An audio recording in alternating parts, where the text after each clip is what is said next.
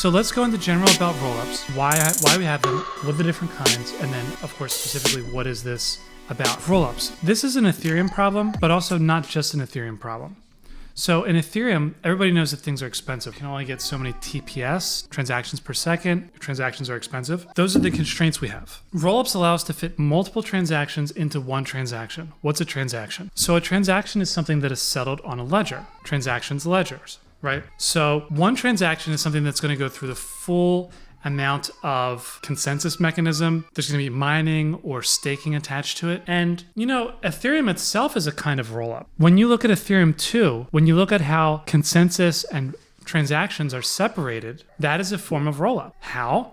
Because there's multiple transactions per block. You might think of a block as a transaction. And so actually there's a risk here. So if you've heard of miner extracted value, MEV, this is something that miners can do. They have a lot of transactions in front of them and they can reorder them or include or exclude things in ways that benefit somebody and get paid for it, right? So this is an important thing. And it's kind of like, is it part of the blockchain? Is that what we wanted, is to have these block creators to have this power for MEV? Is this off topic? No, it's completely on topic. Because when we do rollups, it's the same exact thing. So when we do rollups, we're taking a bunch of transactions, shoving them into one transaction, and then playing them onto a network or whatever. We just want to remember these things because it's related. Putting multiple transactions in a block and putting multiple transactions in a transaction, it's the same thing. The easiest one to understand, the easiest type of way you would achieve something like this is something called optimistic rollups. So I think this is one easy to explain. And so this is also an EVM rollup. So it's very versatile, but I'm going to try to explain this in a way that you don't need a PhD to figure out. One example of this is Arbitrum. I just happened to read a little bit about Arbitrum. One of my clients is using them, so I'm not connected with Arbitrum in any way, but I just happen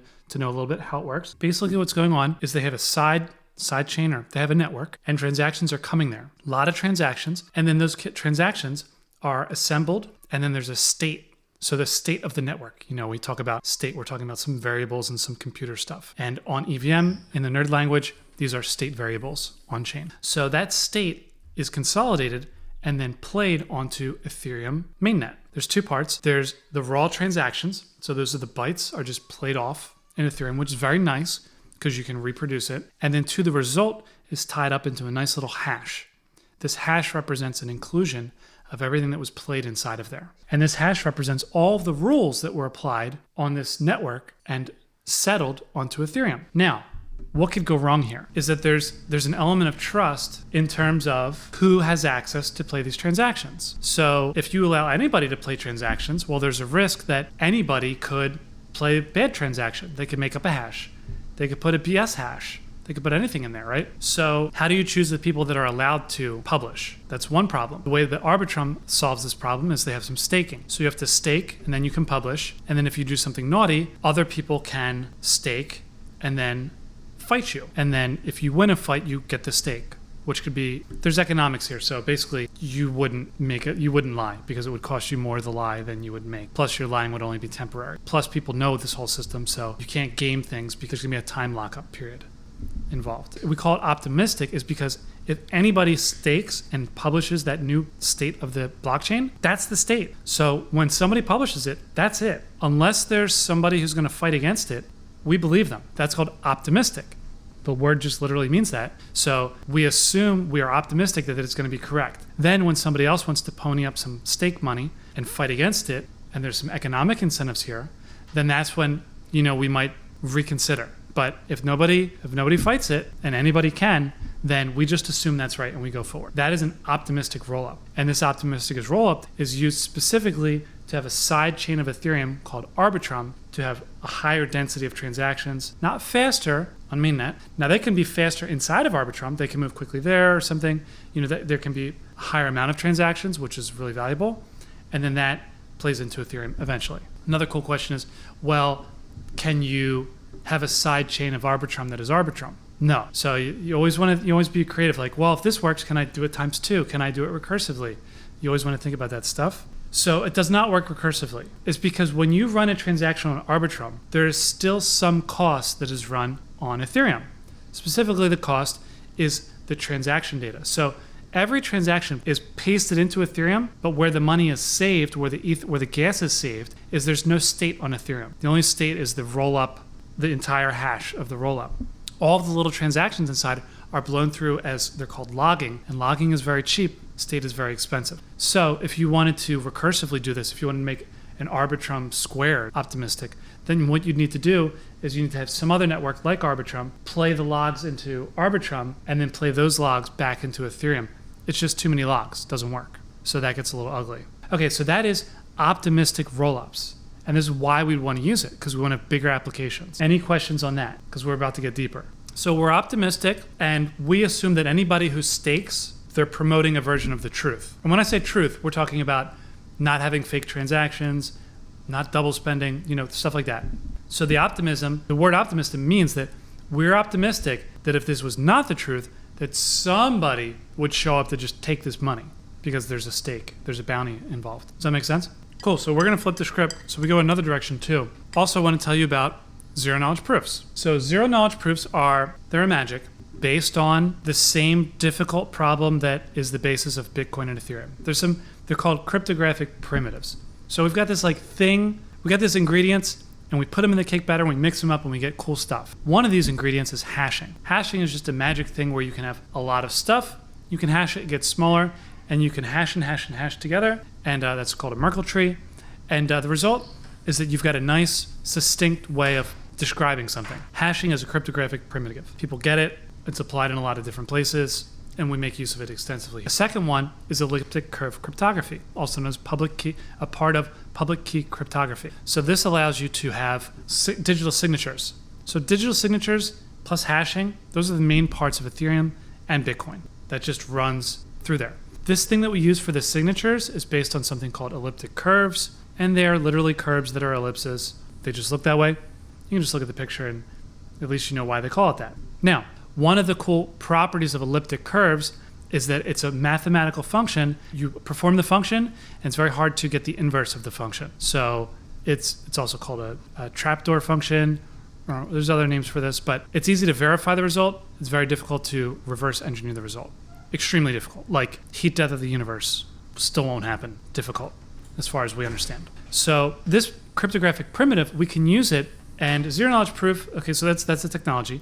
And then the application is zero knowledge proof is when you want to demonstrate to somebody that you know something without telling them the thing that you know it. So here's a very easy example of a zero knowledge proof. You're in a party and you're there with your friend, and your friend's like, I have Joe Biden's phone number. And you're like, really? You really have Joe Biden's phone number in your phone right now? He's like, I can call him right now. I have his phone number in my phone. And this could be a bar bet. If for some reason you want to call them on this bluff. So you would say, okay, prove it. Can anybody explain how you might do that? What's the easiest way? How would you prove you got Joe Biden's number in your phone right now? You call him. There's a few different ways. You could say, well, show me his number. Well, that's kind of tacky. I mean, maybe he doesn't want to share the number with you. You could say, call him right now. I mean, does that really prove it? Joe Biden could be on TV right now giving a press conference. And you're like, okay, I'm going to call him right now. And you're going to see his phone in his pocket ring because I'm calling him. Like that would prove it, right? You could prove it, but that there's kind of a side effect there. You kind of disrupted his press conference, but you could probably someone would believe you. Someone's like, look, I got the number. It's in my phone. I'm going to cover the phone number part. Whenever you want, you can hit the green button. It'll call him. You see him on TV. He'll reach in his pocket. His phone's right there.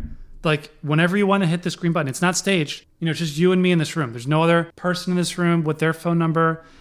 I have the phone, the number's here. If I move my hand, you'd see this number, but I'm not gonna. You hit the green button. Like that's pretty close. There's another one, it's called the cave. This is a pretty cool example. You can look this up on Wikipedia, but basically you want to prove if somebody has a key to a door. And what do these doors and phone numbers have to do? What does Joe Biden have to do with zero knowledge proofs? A lot. You better understand this stuff. So these things are really important. And when I say important, it's like if you don't understand this stuff, you get hacked and you lose everything. So you really need to understand Joe Biden's phone number and keys to doors and caves before you think about doing anything with zero knowledge proofs. You just got to stay on top because these things are not intuitive. I hope I scared you a little bit in terms of, we're going deeper into something, but let's just say it like this. There's some magic using math and cryptography and computers.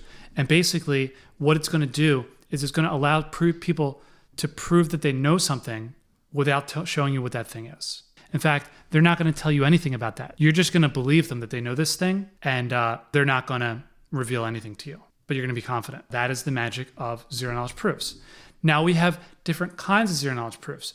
There's a couple ways to do it. One way to do these things requires trying something over and over, kind of like the Joe Biden example. You could do this thing that I just told you in the bar, and you pull out your phone, you hit the green button, but the other person will be like, well, wait a minute. Maybe it's a coincidence. Maybe I hit that green button, Joe reached in his pocket, turned his phone off. Maybe that was just a coincidence. Joe forgets to turn his phone off sometimes. Anybody could have called him. There could be other explanations here. But if you do this every single day, if Joe's on TV every day, and you call him every day, and he reaches in the pocket at the exact time that you call him, there's a point where you're like, this guy's probably got his phone number in his phone. And Joe needs to start silencing his phone before he goes on stage. Like, there's going to be a point where there's a confidence where you're like, this is ridiculous. Like, this is probably true. There's probably no other explanation here. Magic tricks are like that too. Magic tricks, you show up, they do a magic trick, you're like, yeah, it looks like magic. There's probably an explanation. If they do this 1,000 different times, and if somebody shows up and they're flying, and you're like, oh, it's probably a trick, and you show up 1,000 times, you look over, you hold, and after 1,000 times and you've inspected this every which way, you're probably like, yeah, this person flies. I don't know why, but they fly. So, you trick somebody once or twice, but, after 1,000 times, this is one way of doing a zero knowledge. And they've got other ways that are fancier and can be done immediately. It just happens to be, requiring a lot of math tricks, and basically you're doing something over and over, but it's done all at once. So, effectively there's a lot of things happening in parallel. So that's a cool thing. And that allows, that is the trick that allows us to do these things on Ethereum. Kind of light intro to ZKP. Ethereum's interesting because Ethereum is a computer, and zero knowledge proofs can compute things. Let's go into the major limitation of zero knowledge proofs. When you set up a zero knowledge proof, you need something called parameters. So you need parameters. You need this magic parameter to set up the system. And generating this parameter can really be a problem. If we look at one of the most important parameters ever generated for a cryptographic system, this will be NIST NSA. That's called the backdoor. So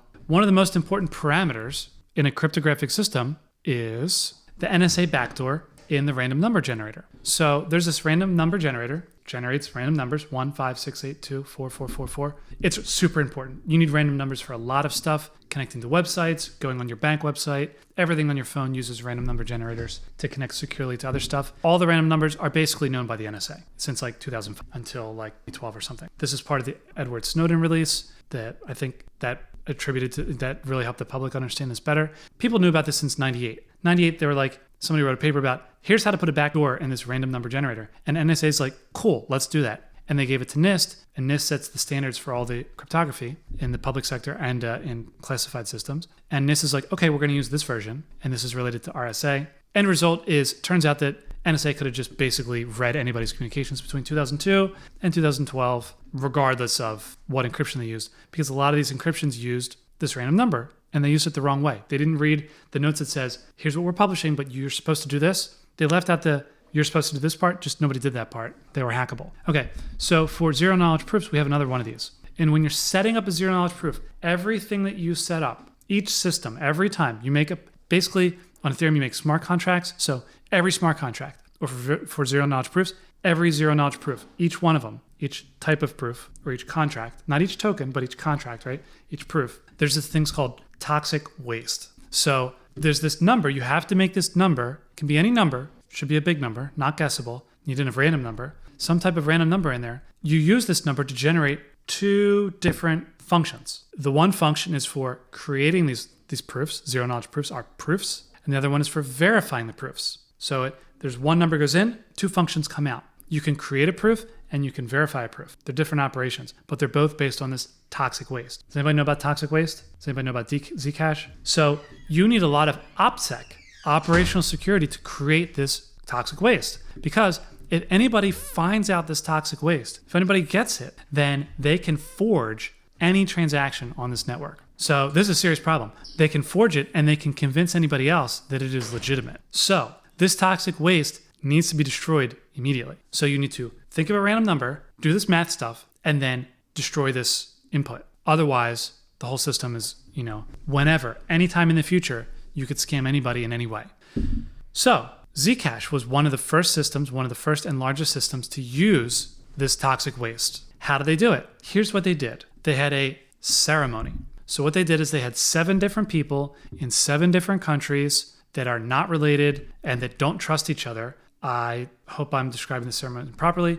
And each one of them went to the local Best Buy or Circuit City or whatever, and they bought a brand new computer off the shelf. And they live streamed this whole thing. They video recorded everything, published it live. So they each went in whatever country, whatever city, into the store, bought a new computer, took it out of the box, somehow got some software onto it, and then came up with a random number, which were magically mixed up, and then created the toxic waste. And then they burned those computers live on video. So that's the operational security you need to make sure nobody ever gets this toxic waste. And so as you hear these new zero knowledge proof systems comes out, you got to remember there's toxic waste involved, and you want to see, is there any way, like this is a magic trick and they're only doing it one time, so that's the biggest risk. Is there any way for less than $1 billion that you could have done that same ceremony and got, had that same live stream? Imagine somebody had $1 billion. That's Penn and Teller. Penn and Teller says this. Penn and Teller says, magic tricks are easy. Somebody does a magic trick, you're like, oh, how do they do it? How do you do it? How do you do it? And I tell them, imagine you had 5 hours to set up, and then the TV crew is going to come here to start filming. And you could prepare as much as you want, and they're going to film, and then they're going to do that magic trick. How would you set it up? And people are like, oh. And they can usually figure it out. If you have 5 hours to prepare for something, you can trick a lot of people. Okay, now, for Zcash, imagine there's billions and billions of dollars in the system, and all you got to do is trick people that you didn't remember the toxic waste, right? Just find somebody who can memorize, 256 bits. If you can find somebody on Earth who can memorize this string, whatever this is, I'm on Twitch. I just pulled up a transaction hash from Ethereum. If you know somebody who can memorize this much stuff, look at it, think about it, memorize it, and you could pay them $1 billion, that's easy. Go get someone, do the whole key ceremony, have the number show up on the screen, burn the computer, and then have that person go write down the number. So I'm just saying that you got to be really careful with this stuff, and you really got to not trust these people because there's a lot of money involved. When there's a lot of money involved, and this person can come back 10 years from now and just take everything without you knowing it, something you want to know about. Okay, so I've scared you enough about zero knowledge proofs. Why does that matter for rollups? Well, because zero knowledge proof can be applied to moving Bitcoins around. It can also be applied to running transactions on a blockchain. How? So you just make your proof. It's called the state transition function. So proofs, they're mathematical proofs. They do functions, math stuff. And you can very creatively make a math function that says, okay, if I have this Ethereum state or this computer state, and I do all these transactions with a hash of X, then the resulting computer state is state plus 1. That's the function. We have some state. We have a whole bunch of transactions that hash into X, produces new state. Well, we've just invented a zero knowledge rollup. So, and this is also called zero knowledge EVM. EVM is the Ethereum virtual machine. So the way you would use this is on Ethereum, you would just store one variable, which is the result of all the transactions. And then on this other network, you go get a bunch of transactions you want to run, you hash them, and then you come back to Ethereum, you say, okay, here's all the transactions before, here's the new transactions, here's the result. And on Ethereum, all you have is old result, new result, hash of transactions, and then zero knowledge proof. And you can store an arbitrary amount of information. Arbitrary means infinite. Infinite is not a number. As big as you want. You can store as much stuff in there as you want. And that's really powerful. So we've just explained what is a zero knowledge EVM, what is a zero knowledge proof, how does a rollup help you with transaction scaling, how does a rollup on a zero knowledge proof compare to a rollup that is optimistic, and you also have rollups that are just asserted. Can I ask you a question? Yeah. So I just want to get this. I'm probably not understanding this right, but like when you said that the Zcash and they got 7 guys to buy a computer and then come up with 7 different numbers, and those numbers were used to create 2 functions. That's right. So then, did they give those numbers to some guy to be used in creating the functions without the public knowing those numbers?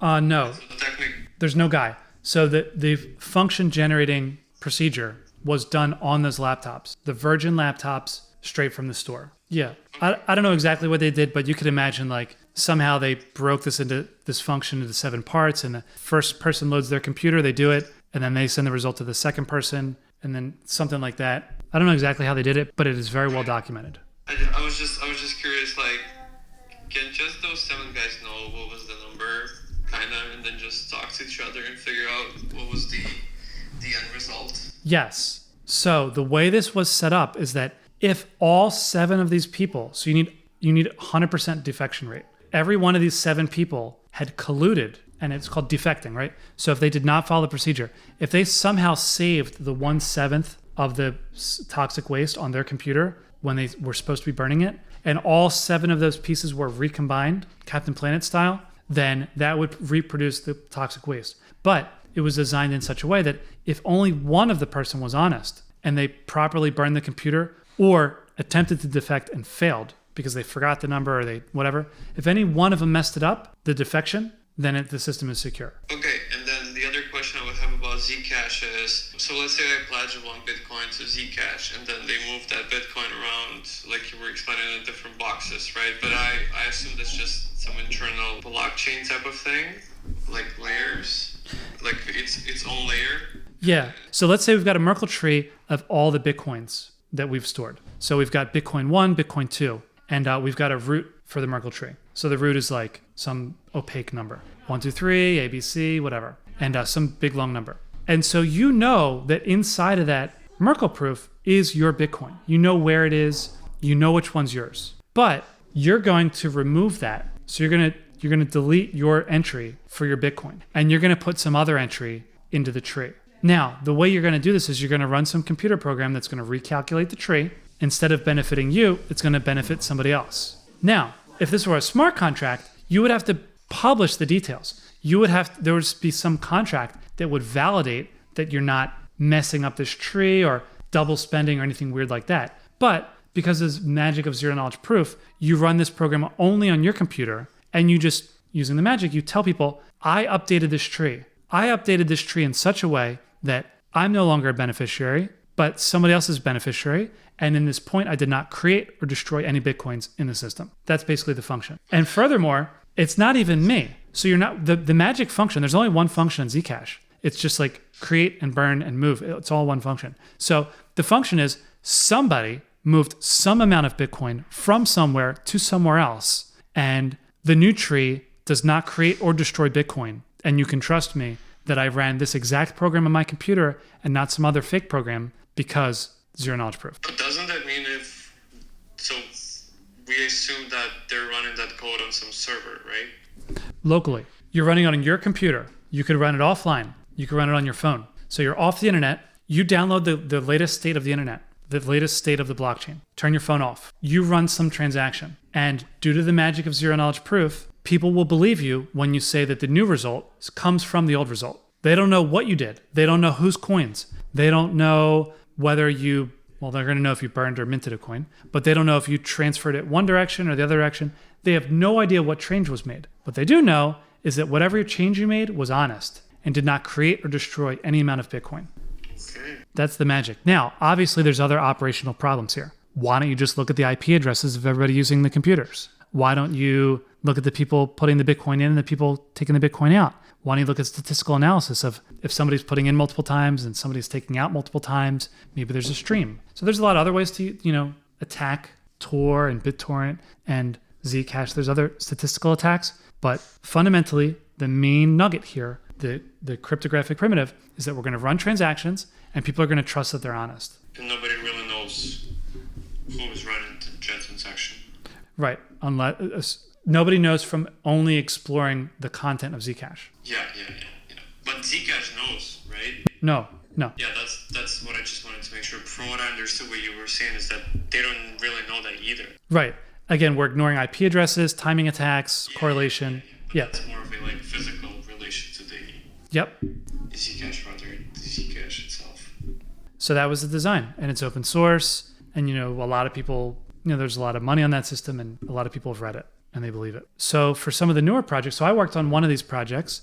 This is a client of mine, Ernst & Young was a client, and they created something called Nightfall. And so they created a different zero knowledge proof. And instead of moving Bitcoin around, it was moving NFTs around. And that's all it did, just moved NFTs. And the cool thing is it's a rollup, so you can move a lot of NFTs in one transaction. And their goal has been to move a lot of NFTs on Ethereum mainnet. Since then, I think they're moving to Polygon, but that might be temporary. But so they've implemented this zero knowledge proof for just NFTs. What came out this week, which Dan's bringing up, is that there are 3 different announcements where people are creating a zero knowledge proof for anything that can run on Ethereum, a general purpose zero knowledge proof. So ZK EVM. Really interesting. Is this the Nightfall tree?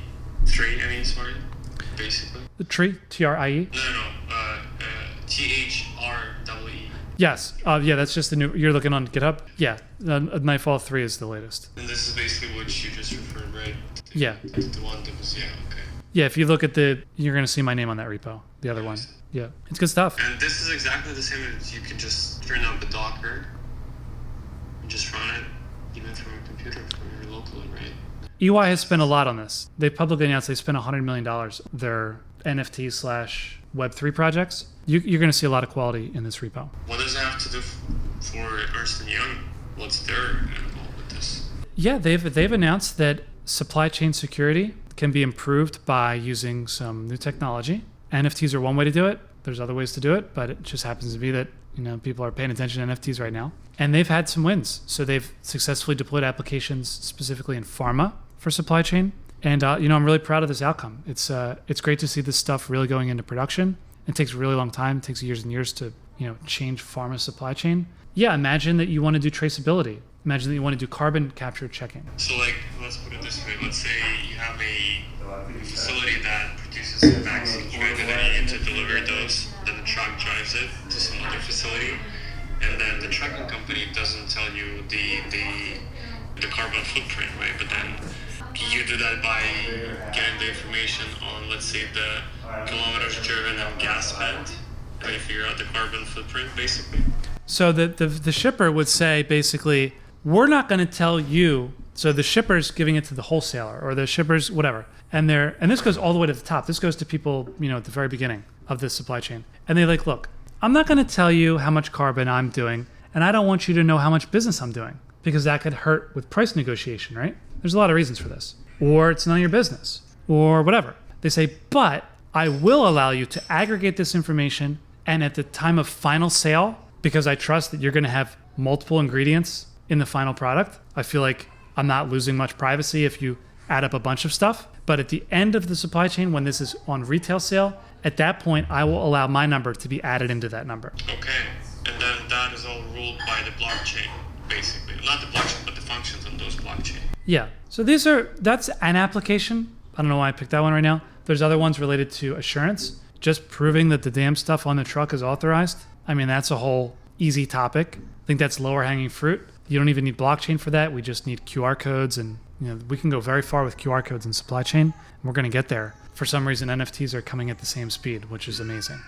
So then what would be the NFT example in that type of situation of the supply chain? Would that be like a single shipment, or like what's the relation of a non-fungible token, right, as it's called, to a supply chain portion of the product? Yeah. So there's two theories on this. One of them is the SKU level. So the final retail product is the only thing that matters. Once you have, it's called finished products, finished goods. There's two parts of supply chain: getting the finished good and then getting the finished good to the person. There's a lot more parts, but that's a nice delineation. So if we can just get the finished good, authorized, brand, it's got a serial number, it's got a token, it's tokenized, that thing through the supply chain across countries, through warehouses, reverse logistics after people return the thing, through customs, with taxes, tracking that everywhere with NFTs. That's cool, because NFTs are this, and other things are this too, but I'll just say they're very good at globally establishing who owns the thing. Where's the thing, who owns it? Very easy to do with NFTs, and can be difficult with some of the other system. You could ask FedEx, where's this thing? And they're like, well, we own it. And that, this thing could actually be on a UPS truck, but FedEx doesn't know that it's on. There's a lot of easy ways that things can get lost in supply chain. Having a serial number that ties back to a universal ledger, again, whether it's blockchain or not, but it just happens to be blockchain's moving, that works. Just like QR codes. There's nothing magic about QR codes. We have GS1 codes. GS1 codes are, quote, better. GS1 data matrix. Here's a GS1 data matrix. You've probably seen these serial numbers and all kinds of stuff. They're everywhere. You can fit data on them. They're similar in efficiency to a QR code. If you're on Twitch, you can see my QR code in the corner, and you can see the GS1 data matrix in the middle. And supply chain uses this stuff. You know why data matrix sucks? Because iPhones can't scan them. That's the biggest reason. They don't scan them by default. QR codes are meant for consumers to scan because they work on all the phones, and GS1 data codes don't. The difference is you literally just need to download an app, to scan a GS1 data code, and people don't want to spend the 10 seconds to download the app. That difference between spending the 10 seconds and not spending the 10 seconds times a billion people on Earth, that's the difference to supply chain working or not. And so you might call me like a QR code fanatic. Maybe I'm a QR code fanboy because I just think QR codes are changing the world. And it's not really QR codes, it's just, barcodes. But actually it's QR codes because you got to look at the full picture. You got to look at the iPhone. And so saying that NFT changes the world, even when that's not intellectually, is that honest? I don't know. Is it really the QR? Is it really the NFTs, or is it just the databases, or is it the fact that we're all looking at technology at the same time and want to interoperate? Yeah, that's probably it. But guess what? NFTs are the ones that people understand, that people are actually building on. And we have applications for NFTs. We don't have applications for other distributed databases that are not blockchain related. So NFTs save the world. Okay. So just they happen to be at the right place at the right time, kind of. Yep. Okay. No, I mean, you understand it. So you do have to get lost in the hype a little bit. And I'm trying to be honest here, not trying to overhype something that doesn't deserve it, including NFTs, including QR codes, whatever. It's moving some of these things. EY did get $100 million to work on technology for improving supply chain because of blockchain. You go in there today, like, hey, we're going to use XML to solve these problems. People are like, no, we're not giving you $100 million to implement XML. That's stupid. This is stupid too, and this one got the money, and this one's moving. And guess what? We could have most of the stuff we're doing with blockchain, we could have done with XML and web pages. It just makes it all faster. Fancier, and there's a lot of hype. Yeah, for me, it's not about hype. It was just, I've been using AWS for quite a while, and I've been going through their services, and they have a blockchain on AWS. And the highlight use case is Nestle saying transparency in supply chains is increasingly important to consumers. And then they go into the whole spiel of, using the blockchain to coffee producers to track down the production of coffee bean down to the plant, something like that. So yeah. Yep. Transparency in supply chains is increasingly important to consumers as a whole.